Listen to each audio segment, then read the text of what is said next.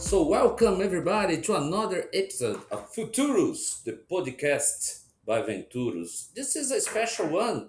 You can realize that I'm talking English here to present this podcast.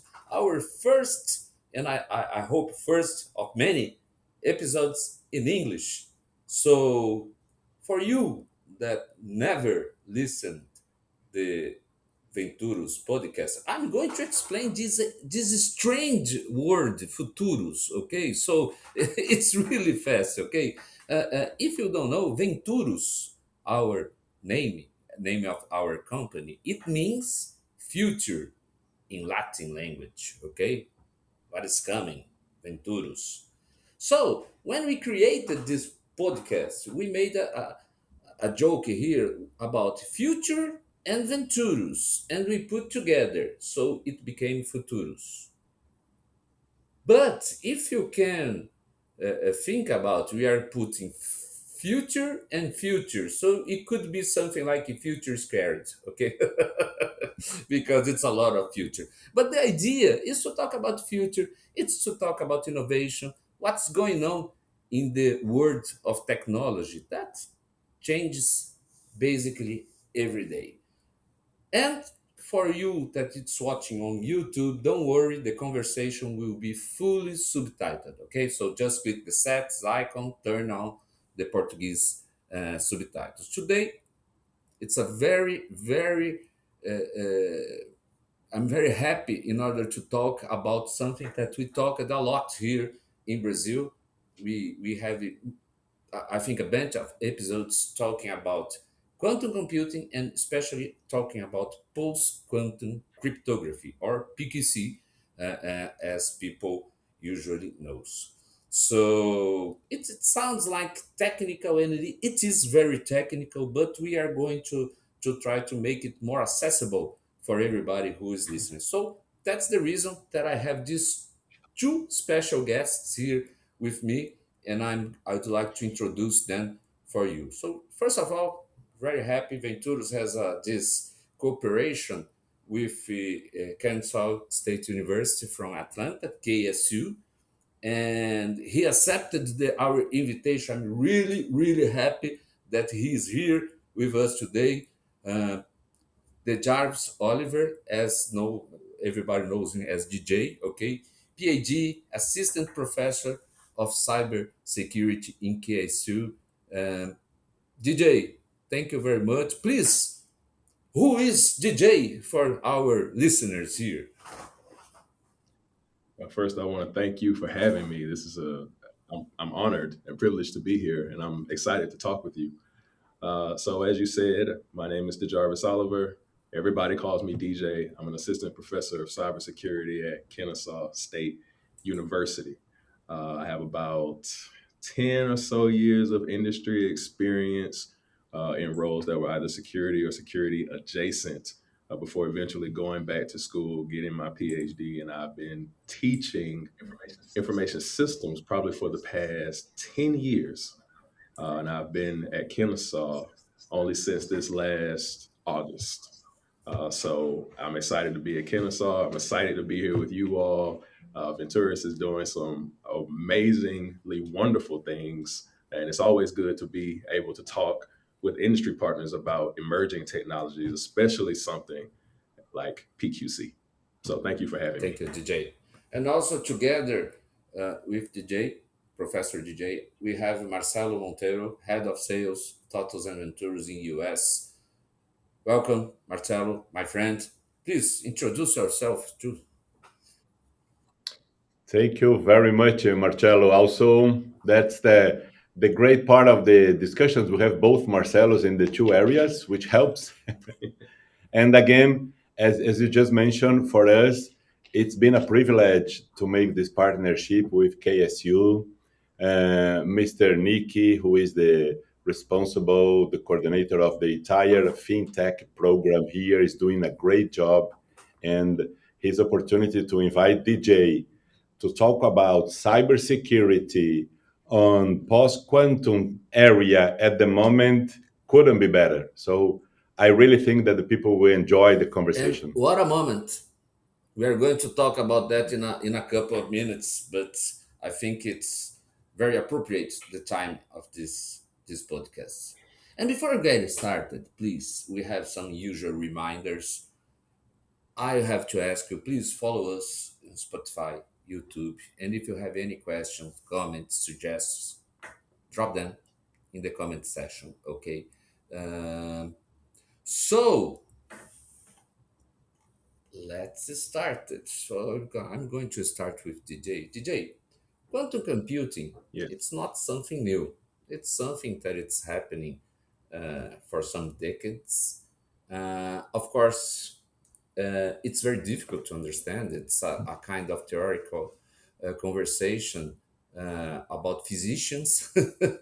Only they understand what is a quantum computing, but nowadays it has changed a little bit. So I'm going to ask you for you to tell everybody what changed recently that makes PQC, post quantum cryptography, an urgent business topic right now. What makes post quantum cryptography an urgent business topic right now? That's a great question. So, when we talk about post quantum cryptography, or some people might call it quantum resistant cryptography, same idea. Um, it is a real threat today, but maybe not in the way that people think. It's not that the attackers are using the quantum computers and breaking the encryption today. But what is happening is that the attackers are getting access to highly sensitive data and they're storing it, right? They're storing it for the day that quantum computers become a little bit more mature, more accessible, more at scale. And then once that happens, they can use that technology to then break the encryption, decrypt the data, and then have access to all this information they should not have access to, right? And so, from an organizational perspective, you may be thinking quantum computer is a few years away.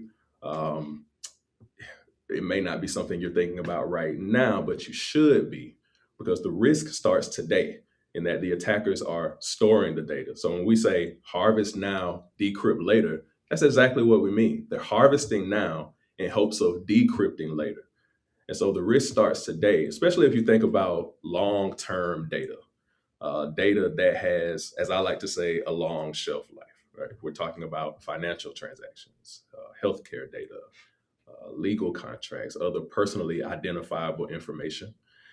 That type of data needs to remain secured and private over a long period of time. And so with the quantum computers that are able to perform the mathematical calculations, able to um, decrypt, right, and well, able to decrypt algorithms that have previously been assumed to be reliable, then you need to start thinking about how that impacts your organization, how that impacts your network, your ecosystem, so to speak, and what you're going to do in order to respond. You gave us a lot of interesting points about the nowadays what's going on, the concept of harvest now decrypt later that it's very important. Right. And I don't know if it was a couple of weeks ago, Google has decreased a lot the number what they say for to decrypt the current data. It was taking a long time ago millions of qubits, and now they are talking Mm-hmm. about 10,000 qubits. So Mm-hmm. they are saying, oh, the algorithms, it's going to be possible with less qubits that we were thinking. That's crazy because it makes the race that we are talking about 2030 maybe to be can be something more next to what we're living right now. So what do you think about this? I'm sorry because was not in the on our previous No, it's fine. questions, but this is something that I think it's very related about what we talked. Just talked. If you allow me, Marcelo, because I was talking also with DJ, and just to add on this, we collected some articles. We are Yeah. following all the Right. trends Right. in mainly in the US market also, because it is one of the biggest financial markets on that. Right. And I saw clear messages and movements from Apple with all their cryptography, from Google with their crypto, Marcelo mentioned, from Amazon with all their data centers already being. I mean, you see a movement clearly. Oh, and the last one, just topping on your area that is financial, the previous meeting of all the central banks of the G7, which means the seven major central banks, starting to establish a clear chronogram to make the movement to post quantum, which means they are really taking Yeah. serious, no? Yeah. Yeah.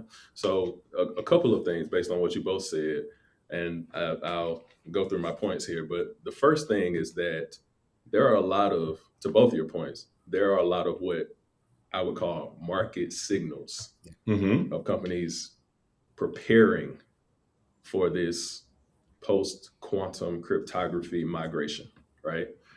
You mentioned Apple, you mentioned Google, you mentioned Amazon, specifically AWS. I read an article maybe 2 days ago from Google's VP of Security Engineering.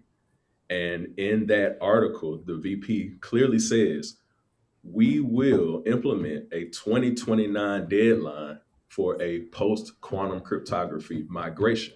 Wow. The frontier is closer than we may think it is. Okay.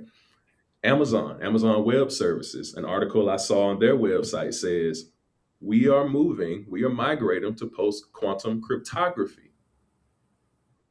Not only are we migrating, we want to make sure our customers, we want them to migrate as well, right?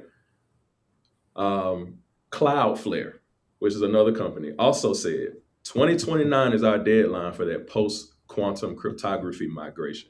So you see, in addition to what you and I talked about before, you see these market signals, these large companies like an Apple, like a Google, like an Amazon, you name it, that are saying, we are going to migrate to post quantum cryptography. It's coming, and we are already doing the work to prepare for it. And so when you see that in the market, that should really make you say, right? We need to start planning. We need to start preparing, right? If you're, let's say, not Apple, if you're another organization, so to speak, we need to start preparing because we can see the signals in the market, right? And we need to get on board. We need to be proactive, right? And prepare ourselves and prepare our organization for this move to post quantum. Excuse me. Great. And I think it's interesting to touch, as you mentioned, that for everybody understands, obviously the specialists know it, but this is not a movement that you just buy a product, download it, and solve it. Yeah, Changing the cryptography takes time, no? takes time, right? Migration takes time, It's not a piece of right? cake. And so, no, yeah, not a piece Not a of piece cake. of cake. It's not. It's not. It's not. I'm going to go to the store and I'm going to buy this device, or we're going to pay for this software, and then boom, we're No. going to change. It doesn't work that way, right? Those things take time. So now we're in a period where you know it's coming. We know it's coming. You still have time to plan. You still have time to take inventory of what are our applications, our devices, our libraries, our certificates. What kind of cryptography are we using? And thinking about it from a post quantum perspective, where will we need to update or migrate the cryptography? And that can be a slow and sometimes messy process. And you also have to think about what data you may be housing, what systems may be internet facing, and then you have to come up with some type of remediation plan or upgrade plan. And it's not that you're going to upgrade all the systems at one time and it'll be done in 30 minutes. No, right? You have to prioritize which systems you're going to upgrade and or migrate and when, right? And that takes time. And so it's the best thing that any organization can do is to start to think about those things now. And Marcelo, I'm going to start with you right now because you are in UX and you are talking with a lot of managers, directors, C levels, boards, and uh, what are you seeing right now? Because in the last couple of weeks, it increased the number of articles talking about PQC, about cybersecurity, cyber attacks occurring in US nowadays. So how do you see it from a market perspective? Okay, US, how's the post quantum readiness in terms of the boards, in terms of the companies? This has been some priority in on this topic right now. What do you think? Uh, I think, or not only think, I can really realize talking to a lot of contacts, exactly as DJ was mentioning, that if you are in the high level of companies and organizations and financial, they are already working on this. Right. They are preparing themselves. As you just mentioned, this is not something you solve in 3 months or 6 months. It takes time. It takes year. It takes, depending on the in a big financial institution, 2 years, 3 years, remodeling the entire process. No, and what a very interesting coincidence. I think we can put the link later on the in our podcast, because 2 weeks ago I had the opportunity to be in the South X by South, no, in Yes. Austin, the great event there for ideas, technologies, some of them discussing about quantum, but as a development for quantum. But one of the major presence there is the 10 trendy technologies that the guys from MIT presents. They have a special professor also responsible for generating all the trends. And obviously, okay, he was talking about the actual trend nowadays, but on the beginning, one of his first speeches was there. Hey, remember, let's come back over the last 2, 3 years. What were the trends that MIT was talking about? This, boom, the first one. Remember, I told about quantum? Post quantum, we started talking 3 years ago. Now it's becoming more and more important. Pay attention. I mean, it was amazing his Yeah. comment, because they were talking about this 3 years ago. So, coming to your point, it is clear any complex organizations on financial area, they are already in place or they are preparing. If you go to mid-size, then I'm really worried, because it's look like that they have no idea what we are talking about sometimes. And they not even start to put this in their budgets, schedules, and say, guys, let's be Let's prepared. be prepared. DJ, in 2000, Can I, okay, no, please if I may, can I Yeah, just for add sure, sure, something? sure. Yeah, yeah. It's interesting that you say that, because the mid-sized institutions, they have the enterprise risk, but they don't always have the enterprise resources. yeah, Oh yeah. And so sometimes some of them, they, of course, they still have the data they have to protect, but they might not have the dedicated resources all the time to do what it takes, or to do what's necessary for an inventory of cryptography, a prioritization of which systems that you have in place to migrate first, so on and so forth. But they have to do it. And then the other thing is that those mid-size institutions sometimes rely on a lot of their partners, third-party software, APIs, banking platforms. So they might not have the same visibility sometimes as a larger institution. And so it leaves them in a place where they're a little bit more vulnerable, because there's meaningful exposure. We know they have the highly sensitive data, but then they may also have the limited visibility. But still, those organizations, to your point, those mid-sized institutions, they still need to begin having those conversations because they may not necessarily have the room for, maybe that's not the best phrase. Let me say they may be underestimating or may not be thinking about how long a migration is Mhm. going to take.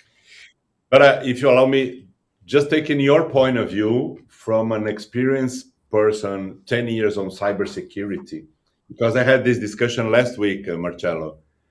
Uh, Over the last 10 years, you were not worried to discuss about No, cryptographies, of course no? not. You have so many other priorities, Right. and the actual cryptography that we use in all the financials, they were created 40 years ago. The, So everybody was Marcelo, using, the oh, I IT take cryptography. departments, these 2, 3 years ago, they were just discussing, oh, what kind of platform are you going to buy for our artificial intelligence agents? And so, oh, it's ChatGPT, Gemini, Claude.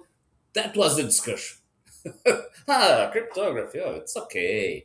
But it's coming. Someone, it's coming with a quantum computer, and it's coming. Okay, so you should be prepared for sure.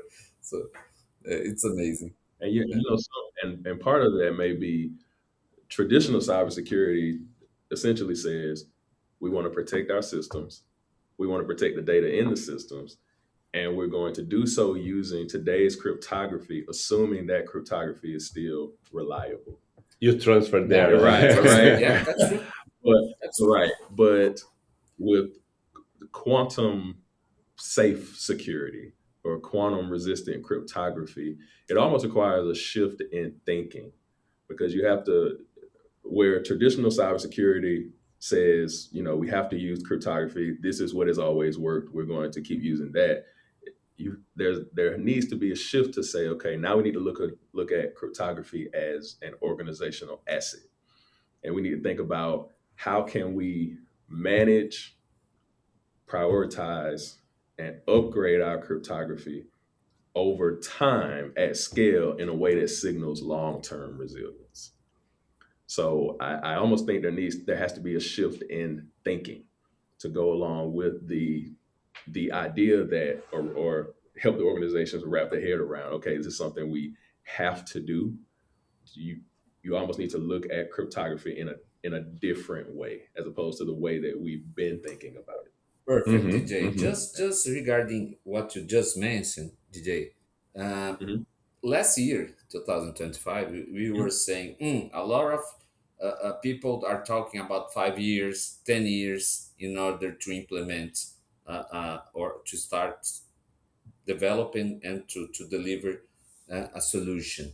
But from your perspective, okay, what is the real time in order to start acting? Right now, yesterday. What's the Yes, real date? yes, Yeah, yes. Yesterday, ideally, if you could have, but absolutely today. Again, and I know I keep saying the same thing, but this type of thing takes takes time. time. And so maybe first you want to do an inventory of what are the systems, what are the libraries, what are the certificates, what are the devices, what cryptography are we using on each of those things, each of those categories. You can do that today, right? And it's already taken times, Yeah, no? it all and that takes time, right? Each kind of step or each phase takes time. It is a Hmm. process, right? But you can do that today. And then within those systems, whatever they may be, what kind of data are we storing? Is it the long term data with the long shelf life? Is it the financial data, the healthcare data, the long term contracts, whatever the data may be? How many systems may be internet facing, for example? That's something that you can do today, Today. right? So I keep harping on this point because it's not something you can do in 30 minutes, 3 months, 6 months, a year. It will take time. Let me jump one curiosity, one point important, Marcello. Since DJ, you are an assistant professor in KSU. I am. How are you touching this in the university on cybersecurity? But KSU is well known as one of the great cybersecurity areas, no? How are you touching this internally? Is this already in the discussion? There is this opportunity to bring PKC in the curriculum, in the discussions with the students? Yeah, that's a great question. Absolutely, we're having those discussions about how to best implement PQC and then other emerging technologies as well, right? Because and I was just talking with you all before we started recording about this cybersecurity, technology in general, but especially cybersecurity. You may go to school, get your degree, and that's great, right? But you never stop learning. Mm-hmm. You never stop keeping up with the current trends, the emerging trends. And so part of that as a professor, myself and my colleagues, is we also have to keep up with what's current, what's coming, what's emerging. And we have to find ways to implement that in the classroom. So we are having those discussions in the cybersecurity program. I've also been talking to Nick, and I would be remiss. I don't think I said this at the beginning, but Nick is awesome. Mm-hmm. I thank him for thinking of me. Nick is great. Um, but part of the conversations that Nick and I are having, even in the fintech curriculum as well, right, is okay. We need to start moving towards PQC. We need to have classes, modules in the fintech program dedicated to PQC, right? So we started having those conversations as well, right? Because we know it's coming, and the way I see my role as a professor, which I think a lot of professors do, is if I don't help prepare the students in a way where they have to think about or start thinking about what's coming, if I don't tell them what's coming, Oh, right, then what am I doing? Right? I was imagining this, Marcelo, because think about a student that starts today, this year in KSU, maybe when he's been graduated, the post quantum is already in the market in Yes, 4 years. And he might be already in a different scenario. Right, for sure. right. And so when I was teaching 2 3 years ago, or maybe even longer than that, it was AI, right? Uh-huh, uh-huh. This idea of generative AI, and so I had to think through ways to try to bring that into the classroom and at least talk to my students about, well, this is AI. This is how businesses could potentially use AI. These are some of the pitfalls of AI from a cybersecurity perspective. But getting them used to this idea that by the time you graduate, let's say they started 3 4 years ago and they're getting ready to graduate. By the time you graduate, AI will be, excuse me, AI will be a more common thing, right? Businesses will be using it. They'll be expecting that when you come out, you know how to use it. And so we have to have those conversations, myself, the students, other professors, and the students, to get you more comfortable with this idea of using AI in an ethical way, in a way that um, benefits business, right? So we have those conversations about AI. I'm using it as an example, but this idea of emerging technologies, things that are coming, and so we're having those same conversations about PQC and other technologies as well. We have to. That's true. And DJ, you mentioned about inventory, and I think this is really important because uh, for the companies that will start this journey changing the cryptography, it's not going to be a cookie recipe for everyone because you have different systems, different data, different kind of a lot of issues that should be addressed. And then you mentioned, I think that the one very important topic, inventory. Please tell the people what is that about. Just explain a little bit better this term that Sure. it's common for some people, but I think it's the key topic in order to start this migration. Yeah. So when I say inventory, I guess I'll pose a question. How many how many organizations do you think just across the board have a good understanding, like a meaningful understanding of what cryptography we're using for our different systems? How many? Not many. Not many. I would say Not majority many. doesn't know. Yeah, they don't know. They just know these are the systems, and we're using cryptography, so it's protected in some kind of way. But if we're talking about a migration and getting ready for post quantum, the level of understanding needs to be a little deeper than that. Needs to be a little bit more granular. And so when I say inventory, I mean really getting into the details of listing out the systems, right? Listing out the libraries, the certificates, the APIs you might use, whatever the case may be, listing that out, listing out what kind of cryptography might be used on each of those systems. Because how can you how can you manage, prioritize, upgrade, migrate something if you don't really know what it is that you have, right? So you have to know those things. And then once you do that inventory piece, then you can get into prioritizing which systems to migrate over first and coming up with a holistic um, plan, remediation plan, so to speak. And there's at any company, there's okay, well, these are the systems that are internal to us. But then you also have to think about if you have vendors, partners, especially if we're Yeah. talking about fintech, right? Um, you have vendors or partners. Well, what systems of ours interface with systems of theirs, right? How might that impact both the company and the vendor? You have to, it's not just the internal system, it's all of the systems, right? So again, just to get some figures, if we think about a mid-sized fintech company or a bank, Mhm. this is not 2 or 3 points of cryptography areas. No, no. That is dozens of Yeah. areas Yeah, they have to make priority because they not change everything at once. right. They will start in one area, then go to the other, then go to the third, then go to mobile. Exactly. Exactly. It takes time. Exactly. It really and takes time. we keep coming back to this idea, but it takes time. Mhm. It's not something you're going to do in the next 6 months or a year, or a year, but it is something that you can start today and slowly but actively make what I like to call proactive progress. You don't want to be in a position, and no company wants to be in a position where we're 2 or 3 years down the road. You haven't started any inventory, you haven't started any discussions, there's no type of plan.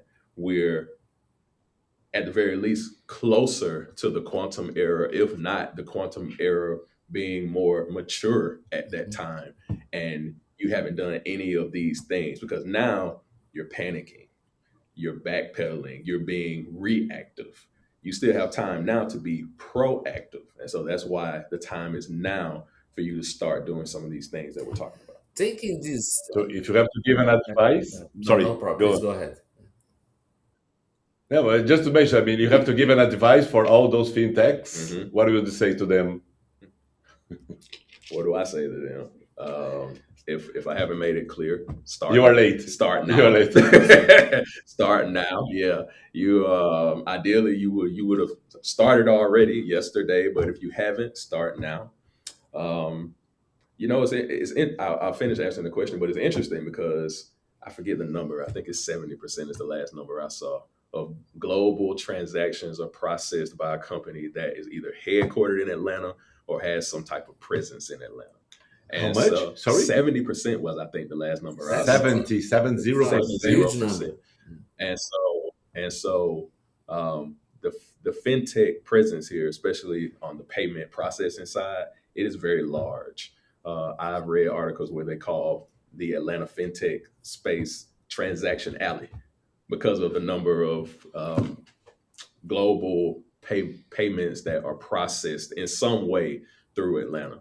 So if I had advice, my point is if I had advice, it would be start now. Start looking at your systems now. But also think about the ecosystem, right? So it's you, it's your customers, it's your partners, the vendors, it's everybody. Because I wish I had a chain or something, right? Because if you think about a chain, A chain has several links, and all it takes is one weak Yeah. link for there to be an issue. Oh, So if you look at things from an ecosystem perspective, if there's a weak link in your network, it can have a ripple effect throughout the network. So start having those conversations internally. Start having those conversations with your customers, your vendors. Start now. Start inventorying now. Right? That's probably the first step and something that you can do today. Start now. Don't wait until 2028. Don't wait until 2029. We're already essentially a quarter of the way through 2026 as mhm. we're recording. So we're getting closer and closer to this idea of the quantum computing era, which means the organizations it should be clicking in your mind like, okay, we need to start planning for this and thinking about this now. Marcelo, just to take the final this analysis from DJ, it's interesting just to have on a very didactic approach. If we get a big corporation, a financial corporation, a bank that says, "Oh, I already changed my entire process for PKC. I'm protected. We have post quantum in all our cryptography." Great. What about all the other companies that works with these banks? Exactly. If they haven't changed, Exactly. probably the bank will not be working with them Probably. because the risk continues. The risk Yes. continues, right? And so that goes back to this idea of, like I said, if I had a chain, or if you think about a chain is made up of several links, right? So if one of the links is that particular organization and they've done all the things they need to do to prepare for PQC, that's great. But if the next link in the chain is a company that you're working with, and that company has not done all the things that it needs to do, then that creates a point of vulnerability. And so for companies who are more proactive and are making the change, yeah, they might say, you know what, we have to reevaluate this partnership because we're proactive in moving towards PQC, but maybe this particular partner isn't. And so that's something they will have to think about. Another perspective to think about is from the customer perspective, right? Moving to PQC is, in a way, it signals trust. And so if you can get ahead of it and say, all right, we know this PQC thing is coming. We know there are changes that we have to make. It's almost like the AWS article that I read, and I will send you the link so you can see it and so the viewers can see it.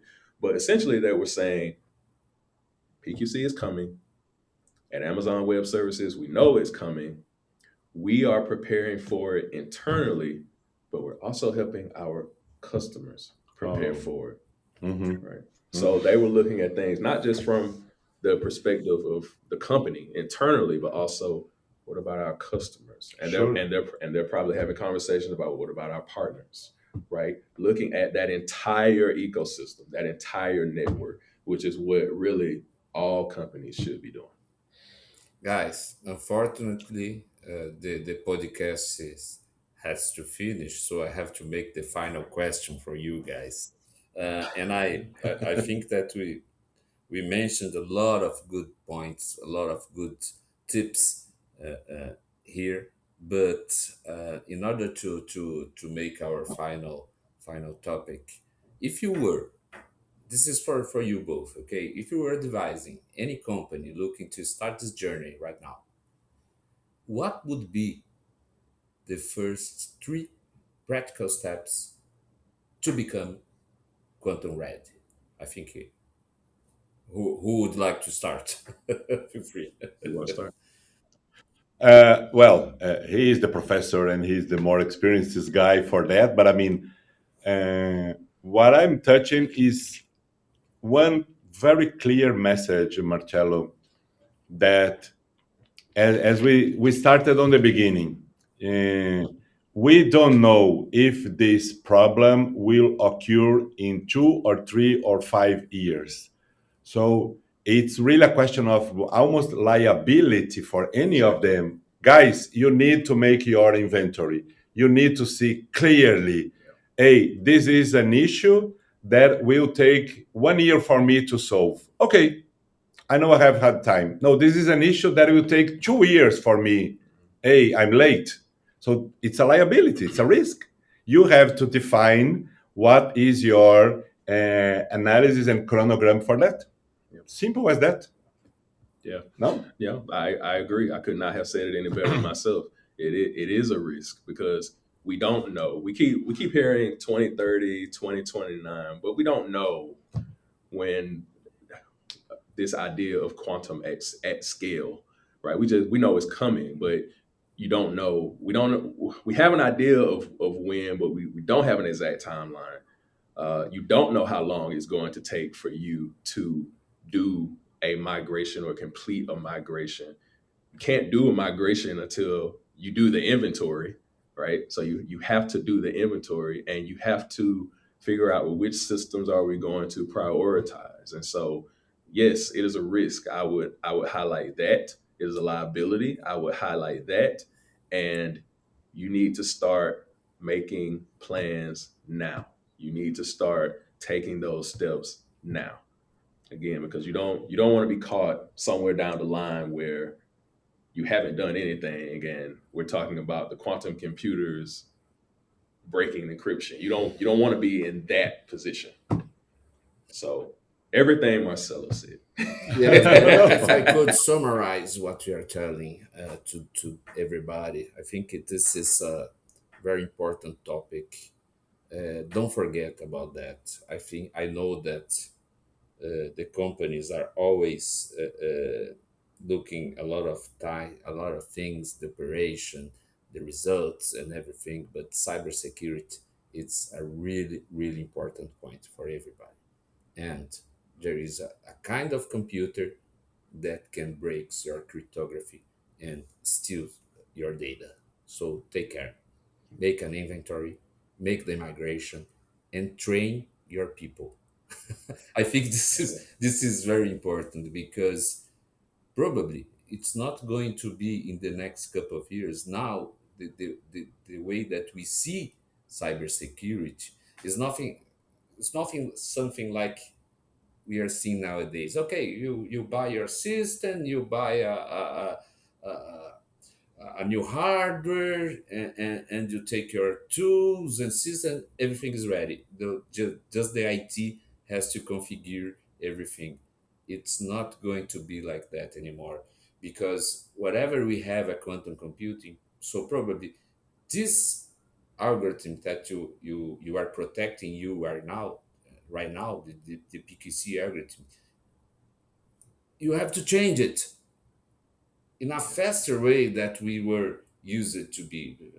We don't change algorithms in a couple of decades. Maybe right now you have to change your architecture, your system architecture, in order to be ready to be changing every time. So this is something that it's going to change completely the mindset about cybersecurity. Maybe we can talk in another episode about that, but this is something That's right. that it changes right now. Guys, Mhm. Marcelo, DJ, thank you very much. I think that you made a great conversation here. I think it's the first conversation. This topic it's Hopefully amazing. the first I of think many. that we should talk more and more and more. And for you listening our podcast, thank you very much. I hope you enjoyed just like me. And please don't forget to like the episode, to put your comments. And I hope to have coming soon another English episode. Thank you very much. Thank you very much. Thank Thank you, you. Marcelo. Thank you, DJ, No, again for the thank you. opportunity for the KSU. I'm sure we have a great partnership just on the beginning. Yes, I agree. Thank you both. Thank you to Venturus. Thank you, Nick, Thank you, Nick. for That's thinking true. of me. Nick is great. Thank Thank you you all. all.